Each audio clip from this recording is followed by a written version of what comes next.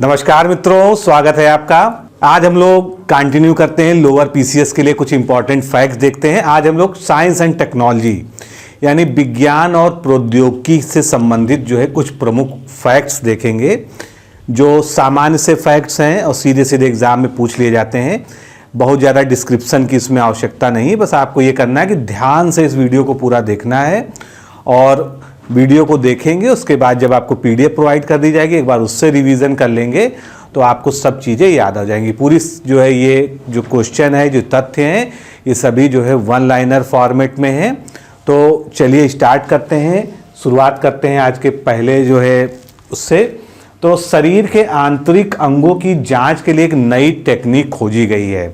इस टेक्निक को क्या कहते हैं? इसको जो है कार्बन क्वांटम डॉट्स कहते हैं। आपने सुना भी होगा। कार्बन क्वांटम डॉट्स क्या होते हैं? कार्बन के ही अणु होते हैं जिनको जो है पानी में घोल दिया जाता है और उस घुले हुए पानी में जो कार्बन क्वांटम होते हैं उनको हमारे शरीर में प्रविष्ट करा दिया जाता है। तो ये किसका एक पार्ट है? नैनो टेक्नोलॉजी का।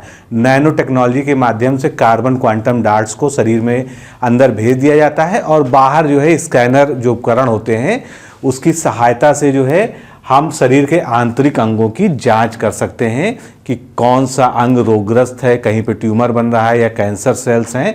तो इस तरह की सारी जांच इससे हो जाती है। मौसम रडार, समुद्री जहाज़ों के रडार और सैटेलाइट, इन सब में जो फ्रीक्वेंसी स्पेक्ट्रम यूज़ होता है, रेडियो फ्रीक्वेंसी स्पेक्ट्रम, उसको क्या कहते हैं? तो उसको हम एस बैंड कहते हैं। बहुत इंपॉर्टेंट है, इसको याद रखिएगा। अब एस बैंड को कॉमनली जो है सामान्यतः क्या कहते हैं? Radar frequency band. इसकी आवृत्ति कितनी होती है? तो 2 से 4 गीगा हर्ट्ज आवृत्ति होती है। किसकी? एस बैंड की। ऐसे रासायनिक उत्पादकों का निर्माण करना जो अतिशीघ्र अपघटित होकर दूसरे प्राकृतिक पदार्थों में बदल सके तथा पर्यावरण के लिए सुरक्षित हों। तो ऐसी टेक्नोलॉजी को हम क्या कहते हैं? ऐसी टेक्नोलॉजी को ग्रीन केमिस्ट्री टेक्नोलॉजी कहा जाता है। तो ये रासायनिक उत्पाद क्या है? ये आसानी से जो है अपघटित होके नेचुरल जो है सब्सटेंसेज में चेंज हो जाते हैं। तो ये क्या हो गए? ग्रीन केमिस्ट्री के अंतर्गत जो है इसको पढ़ा जाता है। सिलिकॉन के नैनो पार्टिकल से बनने वाली कंप्यूटर चिप जो प्रकाश संप्रेषण का उपयोग करेगी और कंप्यूटर हैंग होने की समस्या समाप्त हो जाएगी। तो इस टेक्नोलॉजी को, इस नैनो कण से बनने वाली चिप का क्या नाम दिया जाएगा? Silicon nano photonics. Silicon nano photonics. हाइड्रोजनीकृत फैट यानी जो हाइड्रोनाइज्ड फैट होता है, जो सेहत के लिए क्या होता है? हानिकारक होते हैं तथा हाइड्रोजन एटम के तेल में मौजूद कार्बन चेन से जुड़ने से बनते हैं, उनको हम क्या कहते हैं? ट्रांस फैट के नाम से जानते हैं। और ये ट्रांस फैट हमारे शरीर के लिए बहुत ही हानिकारक होते हैं। भारत का पहला कार्ड ब्लड बैंक। कार्ड का मतलब क्या हुआ? यहाँ पर जो प्लेसेंटा होता है, जो माँ से और बच्चे को गर्भनाल जिसको हम हिंदी में कहते हैं, तो ये जो प्लेसेंटा होता है इसके लिए अलग से जो है ब्लड बैंक बनाया गया है। ये कहाँ पर स्थापित किया गया? पहला कोलकाता में। कार्ड ब्लड बैंक गर्भनाल में एकत्रित रक्त को कहते हैं, जिसे थैलीसीमिया, आनुवांशिक बीमारियां, ल्यूकेमिया सहित 80 बीमारियों का उपचार संभव हो सकता है। तो प्लेसेंटा में जो रक्त एकत्रित होता है उसकी मदद से कई सारी आनुवांशिक बीमारियों का उपचार किया जा सकता है, जिसमें से एक प्रमुख बीमारी कौन सी है? थैलीसीमिया। मॉडर्न जेनेटिक्स के यानी आधुनिक आनुवांशिकी के जनक कौन माने जाते हैं? बैटसन। रोग विज्ञान या जिसको हम पैथोलॉजी कहते हैं, पैथोलॉजी के जनक किसको माना जाता है? Rudolf Virchow. रुडोल्फ विर्चो को आधुनिक पैथोलॉजी का जनक माना जाता है। मानव अनुवांशिकी यानी ह्यूमन जेनेटिक्स के जो है कौन माने जाते हैं अग्रणी? ए गैरार्ड को जो है ह्यूमन जेनेटिक्स शाखा का जो है जनक माना जाता है। बहुजीनी वंशागति जिसको मल्टी जीन इनहेरिटेंस कहते हैं, तो मल्टी जीन इनहेरिटेंस के जनक किसको माना जाता है? कोलर यूटर को मल्टी जीन इनहेरिटेंस का जनक माना जाता है। जेनेटिक इंजीनियर के जनक किसको माना जाता है? ये बहुत आसान है, कई बार पूछा भी जा चुका है। पॉल बर्ग। पॉल बर्ग जो है जेनेटिक इंजीनियरिंग के फाउंडर माने जाते हैं। ह्यूमन एनाटॉमी के जनक किसको माना जाता है? आंद्रे वेसिलियस। आंद्रे वेसिलियस को ह्यूमन एनाटॉमी का जनक माना जाता है। पादप जीवाश्म विज्ञान यानी पेलियोबॉटनी, जिसके अंतर्गत जो है हम लोग पौधे के जीवाश्मों का अध्ययन करते हैं, तो उसके जनक किसको माना जाता है? सीबार्ड को उसका जनक माना जाता है। वंशागति के गुणसूत्र सिद्धांत के प्रतिपादक कौन थे? Walter Sutton.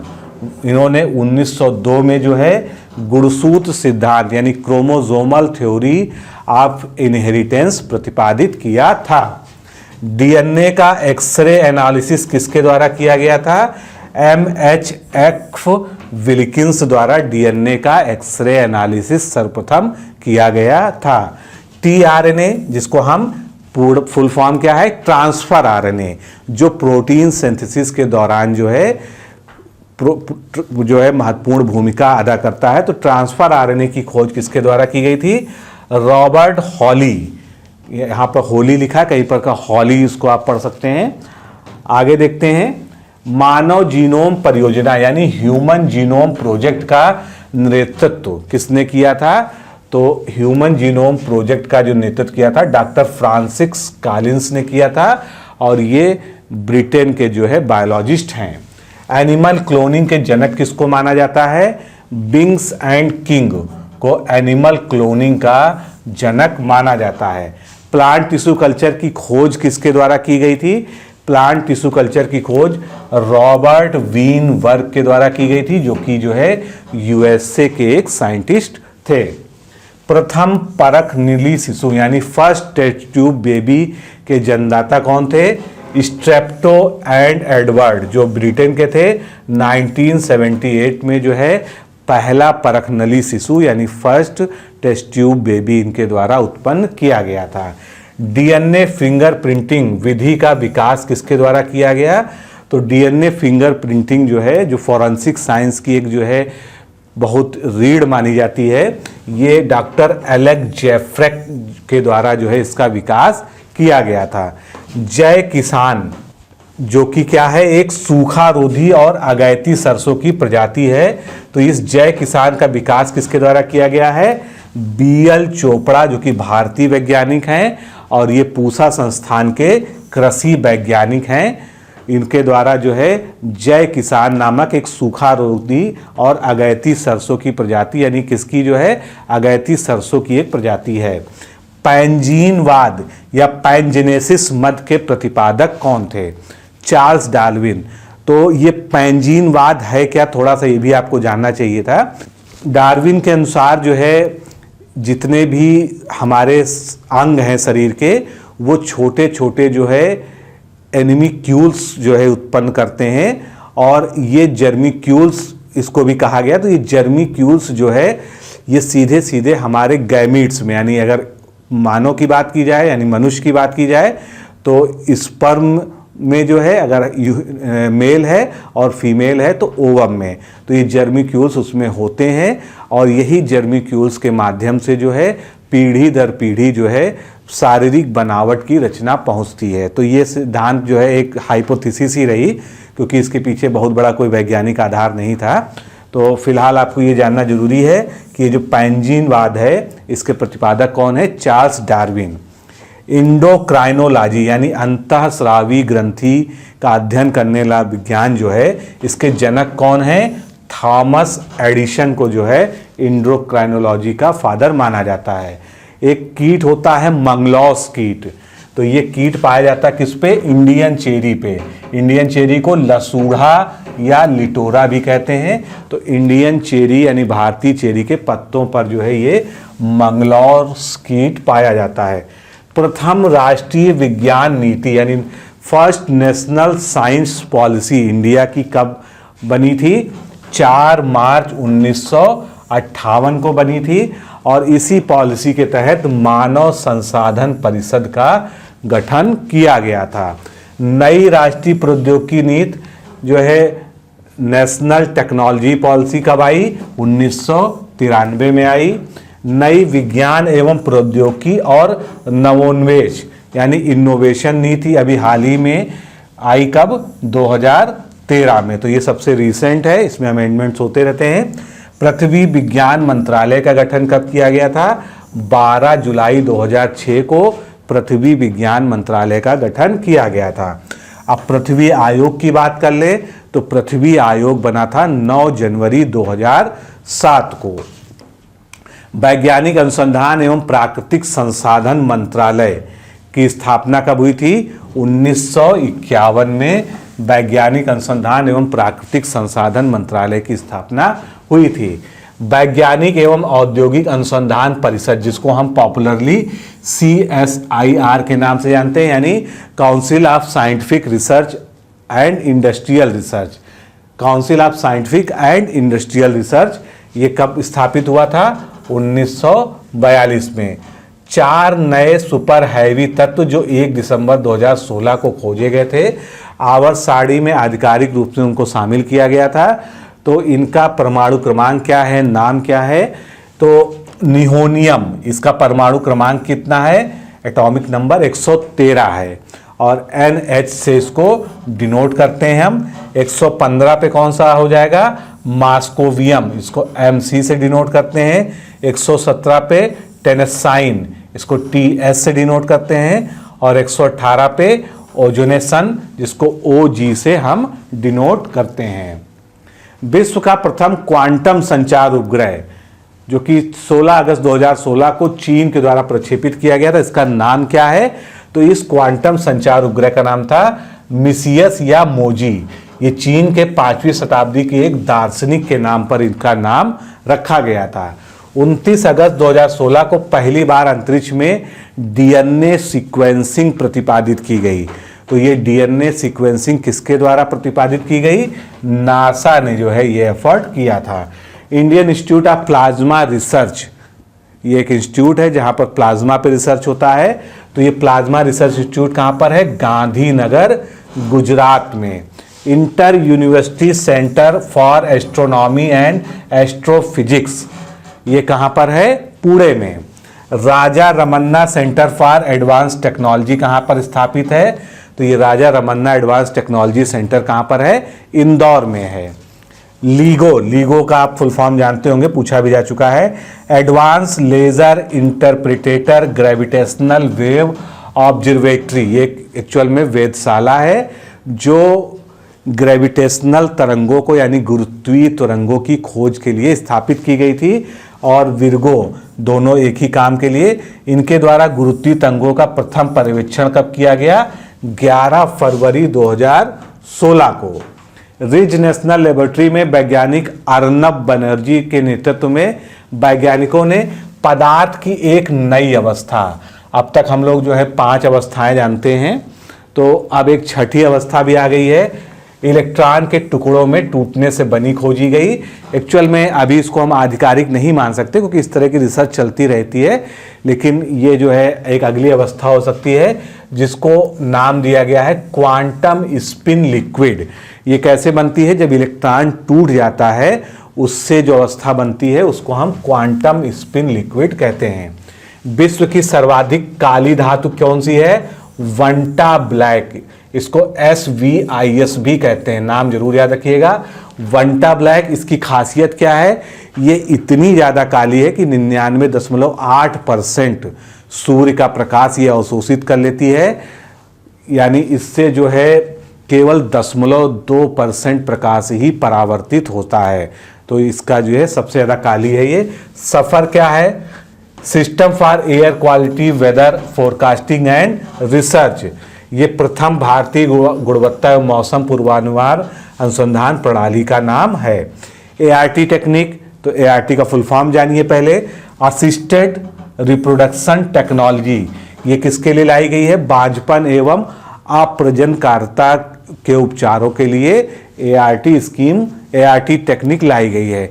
लेकिन यहीं पर ART का एक और फुल फॉर्म होता है और जो मेडिकल फील्ड से ही रिलेटेड है, जिसका नाम है एंटी रिट्रोवायरल थेरेपी। इसको याद रखिएगा, एंटी रिट्रोवायरल थेरेपी, ये किसके लिए है? HIV के उपचार के लिए जो केंद्र होते हैं जहां पर रिट्रोवायरल थेरेपी दी जाती है उसको ART सेंटर के नाम से जाना जाता है। पर्माकल्चर क्या है? जैसे विभिन्न कृषि की तकनीकी होती है, इसी तरह से पर्माकल्चर है। तो पर्माकल्चर का शाब्दिक अर्थ होता है परमानेंट एग्रीकल्चर, यानी स्थायी कृषि। प्राकृतिक पारिस्थितिकी तंत्रों पर आधारित वास्तुशिल्प, पुनरुत्पादक एवं निर्माण तथा समन्वित जल प्रबंधन तथा कृषिगत प्रणाली के विकास से संबंधित कृषि विज्ञान की शाखा को पर्माकल्चर के नाम से जानते हैं। पर्माकल्चर जो वर्ड है इसका सबसे पहले प्रयोग किसने किया था? मॉलिसन एवं डेविड हॉलग्रेमन ने किया था, जो कि ऑस्ट्रेलिया के हैं, और ये टर्म कब क्वाइन हुआ था? 1978 में। विश्व का पहला जैव इलेक्ट्रॉनिक यानी बायोनिक मानव नाम किसको दिया गया था? तो जैव इलेक्ट्रॉनिक नाम दिया गया था REX, यानी रोबोटिक एक्सोस्केलेटन। अब बायोनिक क्या है? बायोलॉजी प्लस इलेक्ट्रॉनिक्स, इसको जोड़ देते हैं तो बायोनिक्स बन जाता है। आगे चलते हैं। जैव ईंधन पादप यानी पेट्रोक्रॉप, यानी ऐसी फसलें जिनसे हमको पेट्रोलियम मिल सकती हैं। तो उसके प्रमुख उदाहरण कौन कौन से हैं? जेट्रोफा, यूफोर्बिया और ब्रिकेलिया। इनसे जो है इनको बायोडीजल प्लांट्स भी कहते हैं या बायोफ्यूल प्लांट्स भी कहते हैं, पेट्रोक्रॉप्स भी कहते हैं। तो इन सब का उदाहरण यही है। गेहूं की फसल का घातक रोग कौन सा है जो अभी हाल ही में चर्चा में रहा? UG99, जिसको रतुआ रोग कहते हैं। इसको गेहूं की जंग भी कहते हैं। ई डीजल परियोजना किससे संबंधित है? तो जो सामान्य डीजल होता है उसमें इथेनॉल मिलाया जाता है 7.70%।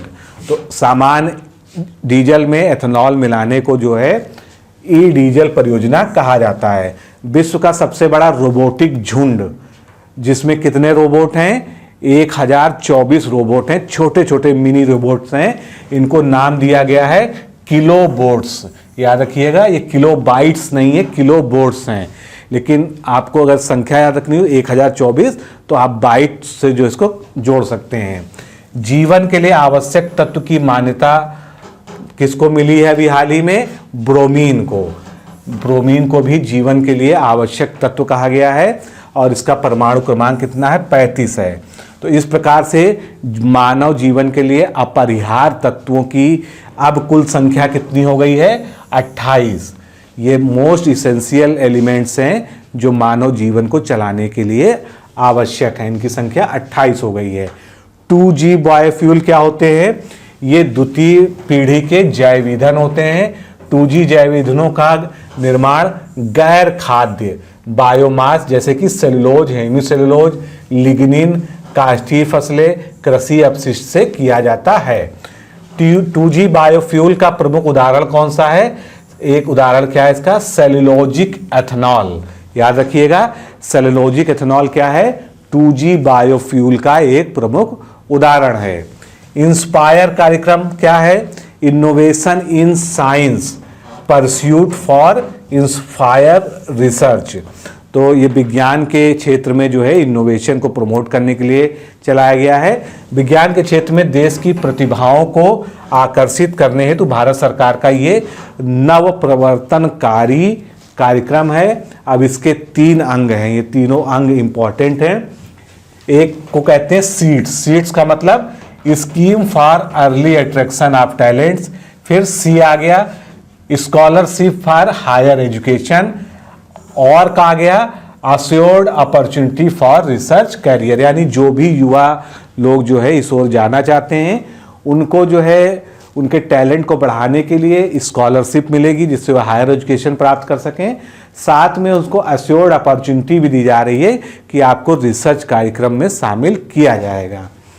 अब केंद्रीय यानी सेंट्रीफ्यूज तकनीक पर आधारित वॉशिंग मशीन से कपड़ा निचोड़ने की तकनीक को क्या कहा जाता है? स्पिन ड्राइंग शब्द का यूज किया जाता है।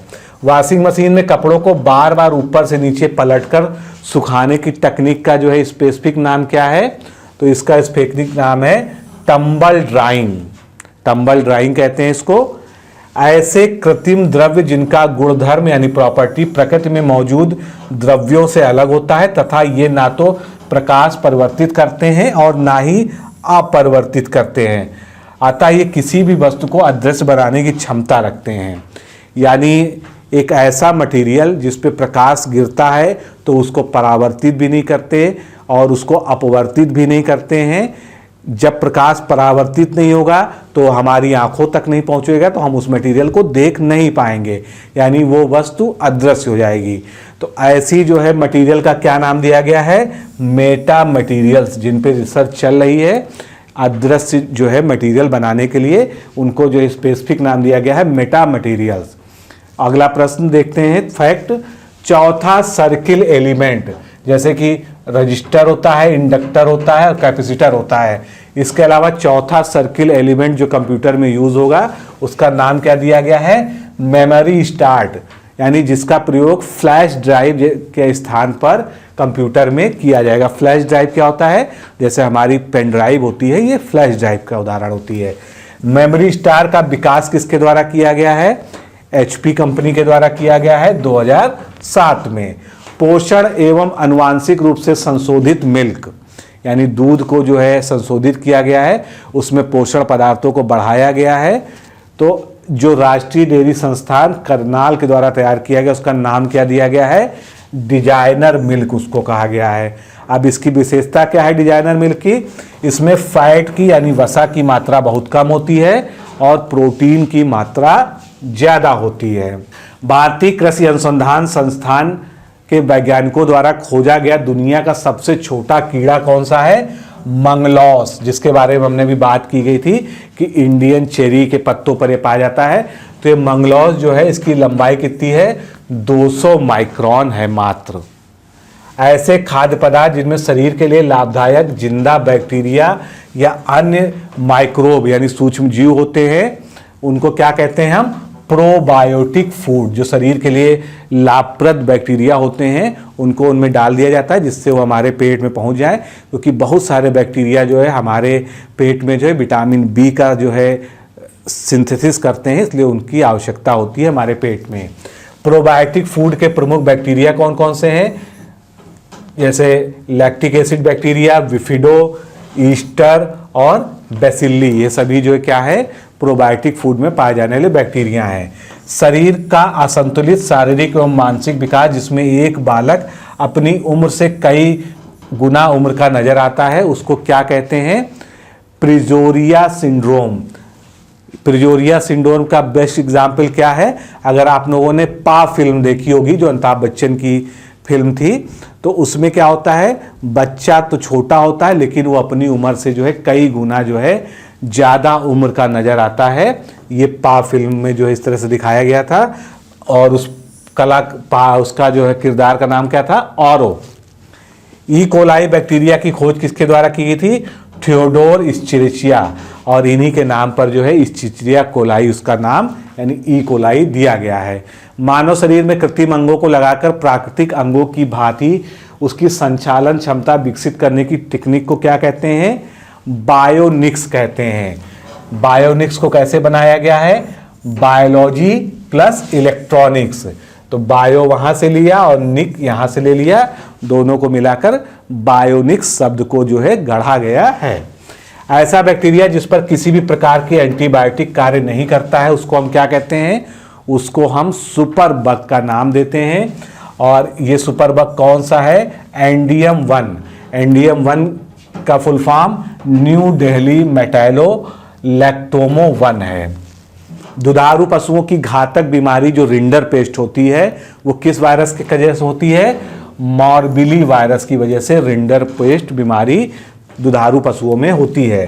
तिब्बत में उत्पन्न अति प्राचीन प्राकृतिक चिकित्सा पद्धति जो बौद्ध धर्म में भी अति प्रचलित है, इसको क्या कहते हैं? सोवा रिक्चा या आमची पद्धति कहते हैं, जो आयुष मंत्रालय द्वारा आयुष प्रणालियों के अंतर्गत भी शामिल किया गया है। पायलट रहित कार्गो ड्रोन विमान जो 3100 किलोग्राम तक का सामान उठाने में सक्षम है, इसका क्या नाम है? के मैक्स। इसको विकसित किया है किसने? अमेरिका ने। पेंटागन अनुसंधान एजेंसी द्वारा विकसित विश्व का सबसे तेज चलने वाला रोबोट कौन सा है?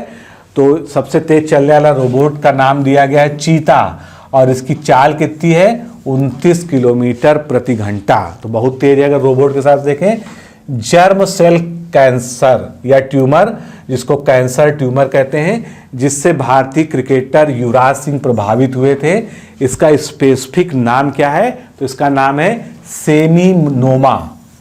पृथ्वी के वायुमंडल में खोजा गया नया अणु जो ग्लोबल वार्मिंग रोकने में मददगार हो सकता है, इस पार्टिकल को, इस अणु को क्या नाम दिया गया है? क्रिगी बिरियडिकल्स इसका नाम दिया गया है। भारतीय वन अनुसंधान संस्थान देहरादून द्वारा विकसित कैंसर एवं एड्स से लड़ने वाला फंगस या कवक जो है, इसका नाम क्या दिया गया है? Ganoderma lucidum. गैनोडर्मा ल्यूसिडियम ये जो है कैंसर से और एड्स से लड़ने में सक्षम फंगस है। भारत की प्रथम निजी फॉरेंसिक डीएनए प्रयोगशाला कहाँ पर स्थापित की गई है? तो ये भारत की पहली निजी फॉरेंसिक प्रयोगशाला है जो गुड़गांव में यानी हरियाणा में स्थापित हुई है। जापानी रोबो अंतरिक्ष यात्री जो अंतर्राष्ट्रीय अंतरिक्ष पे गया था, उसका नाम क्या था? किरोबो। ये जापानी जो है रोबो अंतरिक्ष यात्री था। सूचनाओं के प्रेषण इलेक्ट्रॉनों के माध्यम से, नाव के फोटॉन्स के माध्यम से माध्यम से कहां पर किया जाता है? कंप्यूटिंग में। जीआईएस यानी जियोग्राफिक इंफॉर्मेशन सिस्टम का निर्माण जो है किसके द्वारा किया गया था? रोजर टायलिशन के द्वारा किया गया था, जो कि एक कनाडा के साइंटिस्ट थे। प्रथम भारतीय उपग्रह आर्यभट्ट का प्रक्षेपण कब किया गया था? 19 अप्रैल 1975 को, जो भारत के लिए हमेशा जो है एक यादगार तिथि बनती है। पूर्णतया भारत में निर्मित पहला उपग्रह जो 18 जुलाई 19 को प्रक्षेपित किया गया था, वो था Rohini 1। Liquid propulsion system centre ये कहां पर स्थित है? महेंद्रगिरी में स्थित है, जो कि तिरुनेलवेली तमिलनाडु में है। रॉकेट में प्रयुक्त होने वाला ठोस ईंधन कौन कौन सा होता है? पॉलीयूरेथीन, पॉलीब्यूटाराइन, अमोनियम परक्लोरेट। ये सभी क्या है? ऑक्सीडाइजिंग वो है, यानी ऑक्सीकारक भी है। आगे चलते हैं, स्पेस टेक्नोलॉजी के क्वेश्चन देखते हैं। रॉकेट के तरल ईंधन के रूप में तरल हाइड्रोजन यानी लिक्विड हाइड्रोजन, केरोसिन का भी इस्तेमाल होता है, तथा ऑक्सीकारक के रूप में ऑक्सीजन या नाइट्रिक एसिड या नाइट्रोजन टेट्राऑक्साइड का प्रयोग किया जाता है। केरोसिन तो एक बार पूछा भी जा चुका है पीसीएस के एग्जाम में, अगर आपको ध्यान हो। रॉकेट के ठोस तरल ईंधन में क्या यूज होता है? एथिलीन रबड़, नाइट्रोजन टेट्राऑक्साइड, ये दोनों जो है रॉकेट के ठोस तरल ईंधन के रूप में प्रयोग किए जाते हैं। क्रायोजेनिक तापमान जो है, जिसको हम निम्न तापमान के रूप में जानते हैं, ये कितना होता है? -150 डिग्री से कम तापमान जो होता है वो क्रायोजेनिक तापमान कहलाता है। भू स्थिर कक्षा या जिसको जियो स्टेशनरी ऑर्बिट कहते हैं, पृथ्वी की घूर्णन गति के बराबर जो है जब भूमध्य रेखा पर किसी सैटेलाइट को स्थापित किया जाता है तो वो घूमता हुआ प्रतीत नहीं होता, क्योंकि पृथ्वी भी उसी रफ्तार से घूम रही है। तो उपग्रह और पृथ्वी की जो है सेम रफ्तार से घूर्णन के कारण वो स्थिर दिखाई जाता है, इसीलिए जो है इसको भू स्थिर कक्षा कहते हैं या जियो स्टेशनरी ऑर्बिट कहते हैं। तो कि पृथ्वी से की भूमध्य रेखा से इसकी ऊंचाई कितनी होती है? 35,786 किलोमीटर। इसरो की विपणन इकाई जिसका नाम है एंट्रिक्स कॉर्पोरेशन लिमिटेड, इंपॉर्टेंट है क्योंकि इसको करंट से जोड़ा भी है। तो इसकी स्थापना 1992 में की गई थी, अभी इसकी रीस्ट्रक्चरिंग की गई है जो करंट से रिलेटेड है। भारत की प्रमुख बहुतरंगदैर्घ्य अंतरिक्ष वेधशाला यानी मल्टी वेवलेंथ स्पेस ऑब्जर्वेटरी, इसका क्या नाम है? एस्ट्रोसैट, जो 2015 में अंतरिक्ष में प्रक्षेपित या स्थापित किया गया था। भारत का जो है मंगलयान कब प्रक्षेपित किया गया था? 5 नवंबर 2013 को। संचार उपग्रह यानी कम्युनिकेशन सैटेलाइट जो है ये कहाँ पर स्थापित किए जाते हैं? ये बहिर्मंडल या एक्सोस्फीयर में स्थापित किए जाते हैं। भारत का पहला रिमोट सेंसिंग सैटेलाइट यानी दूर संवेदी उपग्रह कौन सा था? IRS-1 जिसको 1988 में जो है लॉन्च किया गया था। इसरो मास्टर कंट्रोल फैसिलिटी कहाँ पर स्थित है? हासन नामक स्थान है कर्नाटक में, जहां पर इसरो मास्टर कंट्रोल फैसिलिटी स्थित है। थुम्बा रॉकेट प्रक्षेपण केंद्र कहां पर है? ये तिरुवनंतपुरम में है, केरल में। ये जो है इक्वेटोरियल यहां से जो है प्रक्षेपण किया जाता है। सी बैंड ये जो है 3.9 से 6.2 गीगाहर्ट्ज और 4.84 से 7.69 सेंटीमीटर तरंगदैर्घ्य वाला रेडियो आवर्ती बैंड होता है, जो सी बैंड कहलाता है। क्लार्क ऑर्बिट किसे कहते हैं? भूमि समतुल्य कक्षा का ही दूसरा नाम, जिसका सुझाव आर्थर क्लार्क ने दिया था।